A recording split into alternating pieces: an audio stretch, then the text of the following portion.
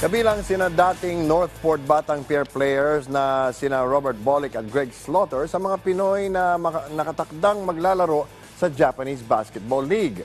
Kumustahin natin ang dalawang dating PBA stars bago magsimula ang pinakabagong season ng B-League. Yan ang ulat ni Daryl Oclares ng PTV Sports.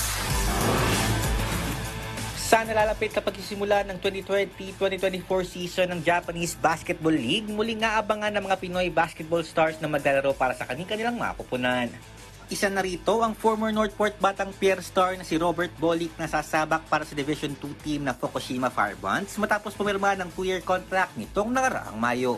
Sa eksklusibong panayam ng PTV Sports kay Bolick, sinabi niya na bukod sa international experience, target din niya na maipakita sa Japan ang kanyang winning mentality para mapromote ang kanyang kupunan sa Division 1. Sana madala ko yung mentality gano'n dito sa kanila.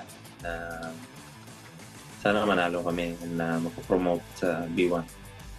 Babalik naman para sa kanyang ikalawang taon sa Rising Zephyr Fukuoka ang 7-foot center na si Greg Slaughter na pumirma naman ng contract extension para sa kupunan nito lamang Hunyo. Ayon din kay Slaughter, punteriya rin niya na matulungan ng Rising Zephyr na umangat sa Division 1 ng B-League.